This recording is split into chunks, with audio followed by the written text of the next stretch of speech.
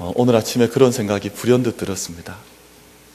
저희가 천국을 늘 사모하고 하나님 나라 사모하고 살아가고 있습니다만 이 땅에서 맛볼 수 있는 천국을 하나님께서 우리 교회를 허락하여 주셨구나 하는 그 생각이 자주 하는 생각이긴 합니다만 오늘 아침에 갑자기 그 생각이 마음속에 이렇게 좀 충만하게 일어났습니다. 오늘 예배 드리고 또 함께 하나님께 나아가는 이 시간, 이 전을 통해서 예배하는 모든 성도들께서 하나님께서 우리에게 허락하신 천국을 미리 맛보시고 또 누릴 수 있는 귀한 성일이 되시기를 축복을 드립니다. 우리 옆에 자업분들에게 그렇게 인사했으면 좋겠습니다. 천국을 누리시기를 바랍니다. 우리 한번 인사하겠습니다.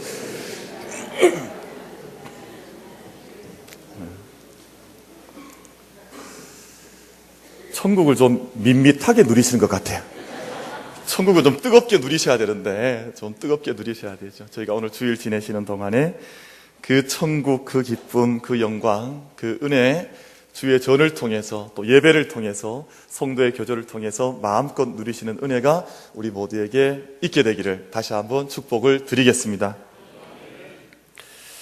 어떤 임금님에게 그 외동딸 공주가 있었습니다.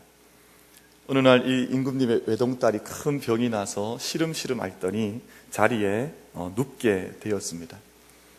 이제 그 나라에서 제일 뛰어난 의사라고 하는 사람을 데려다가 공주를 진단해 보았는데 이 세상에서 불도 없는 신통한 약을 먹이지 않는 한 이 공주가 살아날 가망성이 없다. 그렇게 진단을 내렸습니다. 고심하던 임금님께서 어떤 마음의 결단을 했는고 하니 만약 딸의 병을 고쳐주는, 공주의 병을 고쳐주는 사람이 있으면 내가 부마로 삼고 사위로 삼고 공주를 줄 뿐만 아니라 내가 나의 왕위를 그에게 넘겨주겠다 하는 그런 약속을 내걸었습니다. 그리고 그 내용을 포고문에 붙여서 모든 나라에 다 붙이도록 했습니다. 그때 외딴 마을 시골에 3형제가 살고 있었는데 그 가운데 마지가 자기만 가지고 있는 한 아주 멀리서도 잘 바라볼 수 있는 신통한 만원경으로 이 포고문을 읽게 되었습니다. 그래서 3형제가 그 사정을 딱하게 여겨서 공주의 병을 함께 고쳐보자고 3형제가 함께 의논을 하고 마음을 모으게 되었습니다. 3형제 중 둘째에게는 신비한 융단이 있었는데 이 융단은 아무리 먼 거리라도 아주 쉽게 날아갈 수 있는 그런 마법의 융단이었습니다. 막내인 셋째에게는 아주 신비한 마법의 사과가 있었습니다. 그래서 어떤 병이든지 이 사과를 하나를 먹기만 하면 깜짝같이 병이 낫는 그런 신비한 사과를 가지고 있었습니다. 이 삼형제가 함께 서둘러서 마술 융단을 타고 그 왕궁에까지 함께 날아갔습니다. 그리고 공주에게 셋째가 가지고 있던 사과를 먹였더니 정말 언제 병을 알았느냐는 듯이 이 공주가 자리에서 벌떡 일어나고 말았습니다. 아마 온 백성이 다 기뻐하고 또 임금도 잔치를 베풀고 우리 공주가 드디어 나았다 해서 잔치를 베풀고 큰 이제 성 안에서 잔치가 일어나게 되었습니다. 이제 삼형제가 원래 왕이 약속했던 공주와 결혼을 시켜주는 것 그리고 왕의 뒤를 이을 왕이 되는 것을 이제 발표를 삼형제가 함께 기다리면서 서로 자기가 공주와 결혼을 해야 된다고 내가 왕이 돼야 된다고 주장을 하게 되었습니다. 큰형은 이렇게 말을 했습니다. 만약 내 만원경이 아니었으면 이 포고문을 읽지 못했을 테니까 내가 왕이 돼야 된다. 그렇게 이야기를 했습니다. 둘째는 이렇게 이야기를 합니다. 내가 가지고 있던 융단이 아니었으면 어떻게 그 먼 거리에서 이 왕궁까지 날아와서 공주를 만날 수 있었겠느냐. 내가 융단을 제공을 했으니까 내가 공주와 결혼을 해야 된다고 그렇게 이야기를 했습니다. 셋째는 자기가 사과를 내어놓아서 공주가 그 사과를 먹고 병이 나았으니까 내가 공주와 결혼을 해야 된다고 말을 했습니다. 우리 성도님들께서는 몇째에게 공주를 주시겠습니까? 저희 교회 성도님들은 뭐를 잘 아세요? 여쭤보면 좀 틀리기도 해야 되는데 틀리는 법이 잘 없으세요.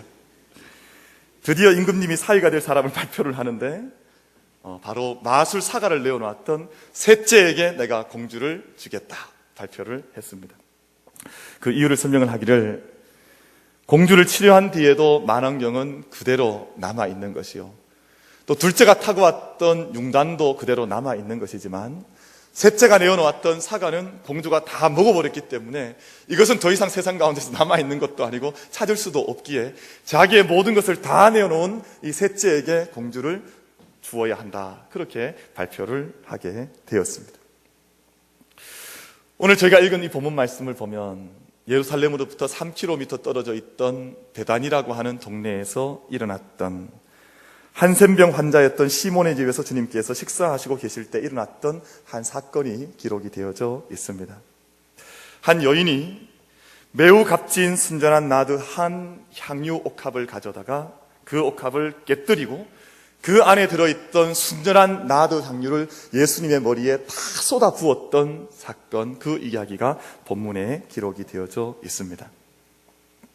여러분, 옥합이라고 하는 것은 저희가 이미 그 옥합이라고 하는 단어에서 느끼시는 바와 같이 아주 가늘고 목이 긴 아름답고 값비싼 병이었습니다.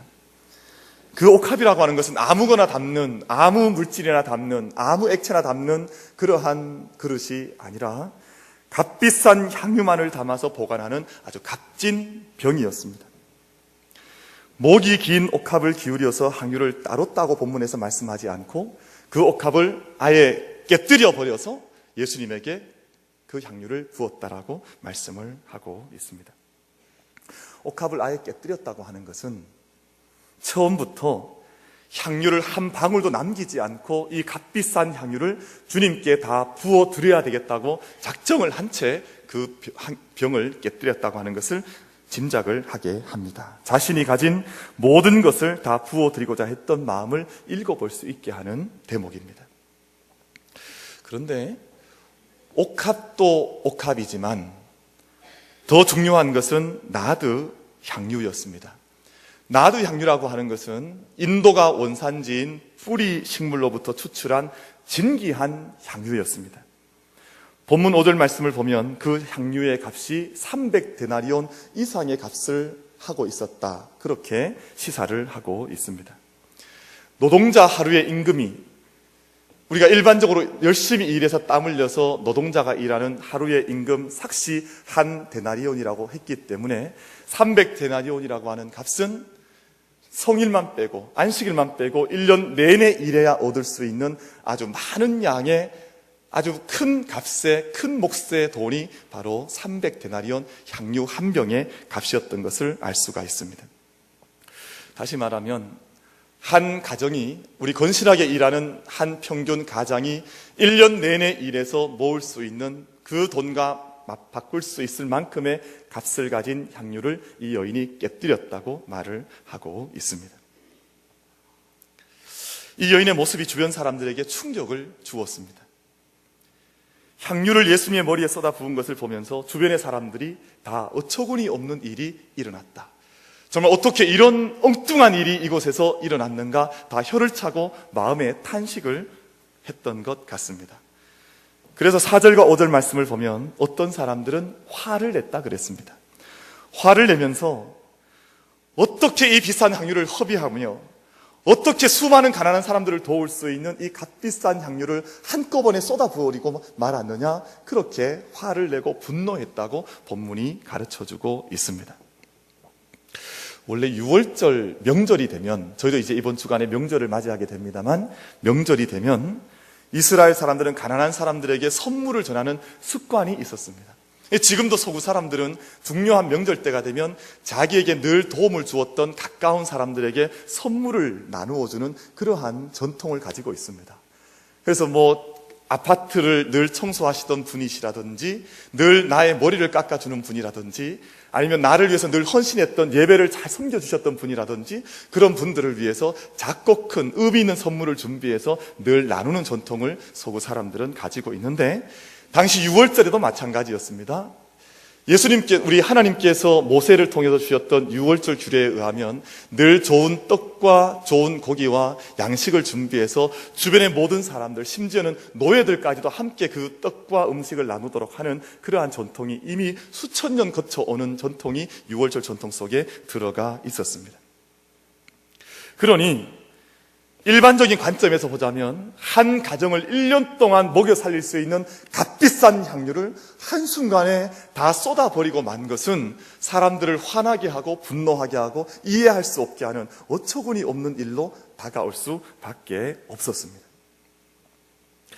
여러분, 이 본문 사건은 오늘 본문 마가복음에만 나오는 사건은 아니라 공감 사복음서 마태, 마가, 누가, 요한 사복음 속에 동일하게 기록되어져 있는 중요한 사건입니다. 근데 마태복음 26장 말씀을 보면 이 일 앞에 제자들이 분개해서 도대체 무슨 의도로 이 일을 했느냐, 그렇게 꾸중을 했다 그랬습니다. 예수님의 제자들이 예수님을 둘러서 있을 때 이 일이 벌어지는 것을 보고 제자들이 도대체 무슨 의도로, 무슨 속셈으로 이 일을 했느냐라고 이해할 수 없는 분개심을 드러냈다고 마태복음은 그렇게 우리에게 알려주고 있습니다. 오늘 저희가 읽은 마가복음 14장에서는 주변에 사람들이 분노했다 그랬고, 요한복음 말씀에 보면 한 사람에게로 좁혀지고 있는데 가룟 유다가 이 여인을 책망했다고 말씀을 기록하고 있습니다. 주변의 사람들, 다른 사람들이 아니라 바로 제자들이었고, 더 좁혀보면 예수님을 은 30냥에 팔아 넘길 가룟 유다가 이 일 앞에 분개하며 화를 내면서 이 여인을 책망했다라고 성경 말씀은 우리에게 가르쳐주고 있습니다. 그렇다면 예수님께서는 그 여인에 대해서 무엇이라고 말씀하시고 평가를 내리셨겠습니까? 오늘 6절 말씀을 보면 이렇게 기록합니다. 가만두라. 너희가 어찌하여 그를 괴롭게 하느냐? 그가 내게 좋은 일을 하였느니라 라고 말씀을 하고 있습니다. 여러분, 오늘 본문의 구조를 살피는 것이 대단히 중요한데, 오늘 본문 저희가 읽은 3절로부터 9절 말씀까지는 그에 앞서는 1절과 2절 말씀과 10절과 11절 말씀 속에 마치 포위되어져 있듯이 그 1, 2절과 10절과 11절 말씀 속에 담겨져 있는 그러한 본문으로 구조를 가지고 있습니다. 근데 본문을 앞서는 1절과 2절 말씀에서는 대제사장들과 서기관들이 예수님을 잡아 죽일 방도를 찾고 있었다고 말씀을 하고 있습니다. 그리고 이어지는 10절과 11절 말씀에서는 예수님의 12제자 중에 하나인 가룟 유다가 대제사장들을 찾아가서 돈을 받고 이제 은 30을 받을 것을 약속을 하고 예수님을 이 대제사장들에게 넘겨줄 것을 약속하는 계략을 꾸몄다라고 본문이 증언을 하고 있습니다. 종교 지도자들도 제자도 예수님을 그저 죽이려고 하고 팔아 넘기려고 하는 그때에 본문 말씀에서는 한 여인이, 이름 없는 여인이 예수님을 위해서 가장 좋은 일을 행하기를 결단을 하고 자기에게 가장 귀한 것, 모든 것을 깨뜨려서 예수님께 드리는 일을 하고 있다라고 오늘 본문이 아름다운 일을 기록을 하여 우리에게 펼쳐 보여주고 있는 것입니다. 값비싼 향유를 팔아서 가난한 자들에게 나누어 주는 것보다 예수님에게 향유를 부은 여인에게 예수님께서 그가 내게 좋은 일을 했다, 다른 사람이 아니라 이 이름 없는 여인이 나를 위하여 정말 좋은 일을 했다라고 예수님께서 두둔을 해주고 계십니다. 이유가 무엇일까요? 여러분, 예수님께서 가난한 자들을 돕는 그 가치를 무시해서였겠습니까? 만약 그 향유를 판다면 수백 명의 가난한 사람들, 아니면 수천 명의 가난한 사람들을 도울 수 있을 터인데, 그러한 사람들의 가치보다 나의 가치가 더 크고 존귀하기에 나의 존재를 드러내 주었기에 예수님께서 이 여인을 칭찬했던 것이겠습니까? 여러분, 7절과 8절 말씀을 우리 한번 같이 읽어보기를 원합니다. 7절과 8절 말씀을 같이 읽겠습니다. 시작. 가난한 자들은 항상 너희와 함께 있으니 아무 때라도 원하는 대로 도울 수 있거니와 나는 너희와 항상 함께 있지 아니하리라. 그는 힘을 다하여 내 몸에 향유를 부어 내 장례를 미리 준비하였느니라. 아멘. 예수님은 자신의 죽음을 앞두고 있는 십자가의 사건, 내 온몸을 내어주어서 온 인류를 위해 죽어야 하는 그 사건을 앞두고 있던 시점이었습니다. 이미 제자들에게 여러 차례 예고를 하셨습니다. 이제 얼마 있지 않으면 내가 저 골고다 언덕에 올라가서 내 몸을 내어놓아서 세상 죄를 씻고 너희들의 죄를 대신해서 내가 죽어야 하는 그 시간이 임박하여 온다라는 것을 예수님께서 몇 차례에 걸쳐서 복음을, 그 사건을 예고를 해주셨습니다. 그런데 어떤 제자도 아무도 예수님의 예고를 이해하지도 못했고 진지하게 받아들이는 제자가 없었습니다. 여전히 높은 자리, 큰 자리, 예수님의 좌우 자리를 차지하게 될 것을 두고 서로 싸움하면서 예수님에게 관심을 둔 것이 아니라 가룟 유다는 오히려 예수님을 팔아서 돈을 챙길 것을 관심을 두고 싸우고 있던 상황이었습니다. 그런데 이 이름 없는 한 여인이 이 예수님이 누구신지, 이 주님이 감당해야 할 죽음이 어떤 의미를 가지고 있는지를 온전히 깨닫고 주님의 죽음의 의미와 가치를 알고 있었기에 내가 가지고 있는 가장 소중한 것을 깨뜨려도 이 주님을 위해서 쓰는 것이라면 아무것도 아깝지 않다고 하는 믿음으로 이 향유를 깨뜨린 것을 주님께서 보시면서 정말 이 여인이야말로 나를 위해서 좋은 일을 하였다고 예수님께서 말씀을 해 주신 것이었습니다.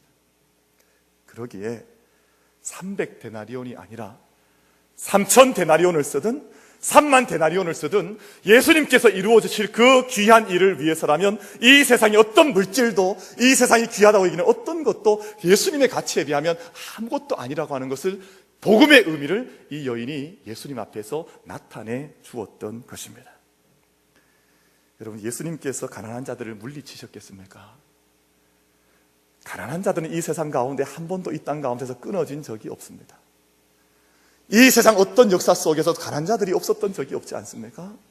가난한 자들은 늘 우리와 함께 하기에 우리가 어떤 일을 해서라도 가난한 자들을 돕고 그들을 섬기는 것은 하나님의 자녀된 자들의 마땅한 도리이지만, 유이례적인 사건, 예수님께서 이 땅 가운데 오셔서 자기의 몸을 내어놓으신 십자가의 사건은 이 역사 속에서 한 번밖에 없는 사건이기에 그 사건을, 사건의 의미를 부여해주고 있는, 그 사건을 인정하는 이 여인의 일은 복음의 그 비밀을 드러내는 사건이었다고 예수님께서 칭찬해 주신 것입니다. 주님을 바로 알고 사랑하는 것, 온 세상에 주님을 주님 되도록 알려나가는 것, 그것이 무엇보다 중요한 것임을 예수님께서 가르쳐 주신 것입니다. 그 여인이 값비싼 향유를 아끼지 않은 그 행위는 이 역사 속에 예수님의 대속적 죽음보다 우리에게 더 귀하고 중요한 것이 없다고 하는 것을 가르쳐 주었던 귀한 일이라고 믿습니다. 역사 속에 단 한 번밖에 없을 그 죽음, 그 한 번의 죽음으로 온 인류를 구원하실 죽음이라고 하는 것을 그 여인이 순전한 나드 향유를 옥합에서 깨뜨려 부으면서 그 복음의 가치를 드러내 주었던 것입니다.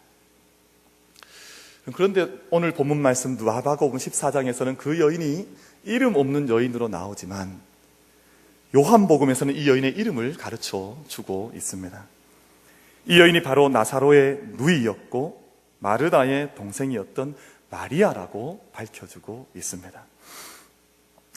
마리아가 순전한 나드 향유를 예수님의 발에 붓고 자기 머리털로 그의 발을 닦을 때, 주님의 발을 닦아줄 때 향유 냄새가 온 집안에 가득했다고 요한복음은 그렇게 증언을 하고 있습니다. 여러분, 그러지 않았겠습니까? 한번 상상을 한번 해보시기를 바랍니다. 순전한 나드 향유 한 근을 깨뜨려서 성전에, 그 가정에서 깨뜨려 부어 놓았을 때 그 가정 속에, 그 집안 속에 향기가 얼마나 진동을 했겠습니까? 여러분, 저도 향을 좀 좋아해서 제가 혼자 있을 때마다 향을 몇 방울씩 써서 불을 촛불에 밝혀 놓으면 제 목양실의 향이 얼마나 이렇게 그득하게 가득한지 모릅니다. 그때마다 얼마나 기분이 좋은지 모릅니다. 근데 마리아가 여러분 어떤 여인이었겠습니까? 마리아는 복음서 말씀을 자세히 읽어오면 예수님의 발치에 앉아서 주님의 말씀을 듣던 여인이었습니다. 여러분, 설교를 듣는 것도 예배를 통해 하나님께 나아가는 것도 기술이, 영적인 기술이 있으셔야 합니다. 저는 예배를 통해서 가장 마음속에 저에게 상처를 주는 분들이 있습니다. 설교 시간에 저를 쳐다보지 않으시는 분들을 보면 제가 늘 마음에 상처를 받습니다. 오늘 제 얼굴에 뭐가 묻었는가, 아니면 오늘 제 얼굴에 뭐가 좀 마음에 들지 않은가, 제가 마음속에 여러 가지 고민을 하면서 말씀을 전할 때가 있습니다. 그렇게 하면 안 되는데, 그렇죠? 그런데 여러분, 듣는 것은 소리요, 들리는 것은 소음이라는 말이 있습니다. 내가 귀 기울여 듣는 것은 소리로 다가오지만 내가 듣지 않으려고 하는데 내 귀에 자꾸 들려오는 것은 소음, 노이지한 소리라는 것을 이야기하는 것이지요. 그래서 귀에 들려오는 소리를 무심코 듣는 것을 영어에서는 hear하다 그럽니다. hearing이라고 하고, 내가 귀 기울여, 내가 능동적으로 힘써 듣는 것은 listening이라고 합니다. 내가 이것을 듣겠다 작정하고 듣는 것은 listening이요, 그냥 이렇게 있다가 수동적으로 듣는 것은 hear한다, 듣는다, 그렇게 표현을 합니다. 근데 마리아는 어떤 여인이었냐 하면 예수님의 발치에 앉아서, 여러분 마리아의 모습을 상상해 보십시오. 예수님이 말씀을 전하실 때 그 발치에 앉아서 예수님의 얼굴을 올려다보면서 오늘 내게 어떤 말씀을 하실지, 오늘 내게 어떤 복음을 들려주실지 늘 간절한 마음으로 사모하여 그 음성에 귀 기울였던 여인이 바로 마리아였습니다. 예수님께서 이루실 일에 대해서도 내면의 소리로, 영적인 소리로 제자들에게 아무리 몇 번 거듭거듭 이야기해도 다 귓등으로 흘려드려 버렸는데, 이 여인만은 예수님의 발치에 앉아서 예수님께서 하셨던 말씀을 놓치지 않고, 말씀을 망각하지 않고 잊지 않았던 그런 여인이었습니다. 누가복음 10장 38절 말씀을 보면 그에게 마리아라는 동생이 있어 주의 발치에 앉아 그의 말씀을 듣더니 라고 말씀을 했습니다. 누가복음을 연구를 해보면 누가복음 바로 이 10장 이전 9장부터 예수님께서 내가 이제 얼마 있지 않으면 너희들의 죄를 위해서, 온 인류의 죄를 위해서 십자가를 지고 내가 피를 흘려야 될 것을 예수님께서 예고해 나가기 시작하셨습니다. 근데 이 여인은, 마리아는 예수님의 그 말씀을 잊어버리지 않고 온전히 그 발치에서 자기의 마음속에 새겨놓아 내면의 소리로, 영적인 소리로 들어가고 있었던 것입니다. 리처드 포스터라고 하는 유명한 신학자는 묵상이라고 하는 것은 하나님의 음성을 듣고 그 음성에 순종하는 것이야말로 묵상이다, 그렇게 가르쳐 줍니다. 묵상하는 것, 말씀을 듣는 것은 듣는 것으로부터 잊혀지는 것이 아니라 그 말씀이 내게 내면화되어지고 내 가슴 속에 영성화되어져서 내가 순종해낼 수 있을 때에 말씀을 듣는 것이다, 참으로 듣는 것이다, 그런 의미로 해석해 볼 수 있습니다. 사무엘은 사울 왕에게 이렇게 말합니다. 순종이 제사보다 낫고 듣는 것이 순양의 기름보다 낫다라고 이야기를 했습니다. 결국 예수님의 말씀을 듣고 발치에 앉아서 예수님의 음성에 경청했던 마리아가 예수님의 십자가와 죽으심을 준비하여서 기름을 부어드릴 수 있는, 정말 참된 섬김을 감당해낼 수 있는 이 역사 속에 유일하게 한 여인으로 복음서에 증언이 되어지고 있는 것입니다. 말씀을 들었던 그 여인이야말로 예수님을 위한 향유의 향기가 필요할 때 아낌없이 옥합을 깨뜨려서 예수님을 섬겨드릴 수 있는 그런 여인으로 이 땅 가운데 그 이름이 증언되어지고 있는 것입니다. 예수님께서 오늘 말씀을 통해서, 마지막 9절 말씀을 통해서 말씀하시기는 이 땅 가운데 복음이 전파되어져 나가는 곳마다 이 여인의 행한 일도 증언이 되어져서 이 여인의 일이 세상 가운데 전해져야 할 것이다 라는 말씀을 하셨습니다. 여러분, 놀라운 말씀이지 않습니까? 복음이 전파되는 곳마다, 복음이 전파되어져 가는 곳마다 이 옥합을 깨뜨렸던 여인의 행한 일도 함께 전파되어져 가야 된다고 예수님께서 말씀하신 것은, 보통 사람들 눈에는 이해가 되지 않았던 이 여인의 행위가 복음의 신비를 드러내고 있다고 하는 것을 예수님께서 인정해 주신 것입니다. 여러분, 복음이 무엇입니까? 우리가 늘 복음에 대한 이야기를 합니다만 정말 복음이 무엇입니까? 피로, 죄로 말미암아 죽을 수밖에 없는 우리들을 위해서 하나님의 아들 되신 예수님께서 나를 대신해서 십자가에 달려 돌아가시고 그분의 죽음으로 인해서 내가 대신 구원받았다고 하는 그 사실을 드러낸 것이 복음이라고 믿을진데, 복음의 그 가치를 드러내고 준비하였던 이 여인의 일은, 이 향유를 깨뜨렸던 일은 예수님의 복음을 증언하는 또 다른 일이었기에 그 복음이 증거되어져 나갈 때마다 이 여인의 일도 증언되어져야 된다고 예수님께서 말씀해 주신 것입니다. 온누리교회를 섬기시다가 돌아가신 하영조 목사님을 저희가 잘 알고 있습니다. 목사님에 대한 평가나 개인적인 호불호는 넘어가서라도 그분이 하나님을 위해서 또한 선교를 위해서 자신의 온몸을 깨뜨렸다고 하는 것은 모든 사람들이 인정을 하는 부분입니다. 마지막 설교를 하실 때까지 폐가 상하고 간이 상하고 또 콩팥이 상하여서 일주일에 3번씩 투석을 해야 했고 7번이 넘는 7번에 달하는 수술을 하셨던 목사님이었습니다. 그런데 마지막 설교 때까지 그 열정이 식지 않아서 온몸이 사그라져가는 그 고통 속에서도 마지막 순간을 강단에서 지켜내셨던 목사님이었습니다. 하나님을 향한 열정과 하나님을 향한 사랑 때문에 정말 자기의 불완전한 모습을 가지고도 만신창이가 된 몸으로도 하나님을 위해서, 선교를 위해서 마지막까지 자기의 전체를 내어놓아서 예배 자리에 나갔던 목사님으로 우리가 다 기억을 하고 있습니다. 여러분, 자신의 몸을 옥합으로 깨뜨린 분으로 사람들에게 기억이 되고 있습니다. 이제 우리 자신을 돌아볼 수 있게 되기를 원합니다. 누가복음 7장에서는 향유를 부은 여인을 향해서 예수님께서 증언하시기로, 말씀하시기로 그는 사랑함이 많음이라 사함을 받은 일이 적은 자는 적게 사랑하느니라 말씀을 하셨습니다. 우리 자신을 돌아볼 때, 제 자신을 돌아볼 때 저는 말씀을 준비하면서도 많이 회개했습니다. 목사로서 또 한 교회를 책임지고 이끌어 나가는 영적 지도자로서 제가 제 자신을 얼마나 끼어놓아 있게 뜨리는 것처럼 그렇게 주의 일을 감당하고 있는가 돌아보게 되었습니다. 우리 만민교회와 우리 모든 성도들께서 옥합을 깨뜨렸던 한 여인의 향기로운 영성을 닮아갈 수 있는 교회, 그 옥합을 깨뜨려 자기의 모든 것을 주님을 위해서 내어놓았던, 한 번은 주님을 위해서 다 바치는 경험을 가져보았던 이 여인과 같이 우리의 옥합을 주님 앞에서 깨뜨릴 수 있는 우리 교회와 성도들이 될 수 있게 되기를 축원을 드립니다.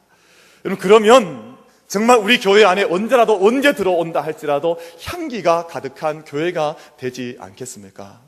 저는 바라기는 우리 재단이 정말 이 세상 가운데에서 향기를, 우리의 옥합을 깨뜨리는 향기를 내어놓아서 세상 사람들에게 생명을 살리는 향기, 구원의 향기, 정말 진리의 향기를 퍼뜨릴 수 있는 교회가 되어질 수 있게 되기를 간절히 바랍니다. 첫 마음이라고 하는 시가 있습니다. 짧은 시기 때문에 전체를 한번 읽어드리고 소개를 하려고 합니다.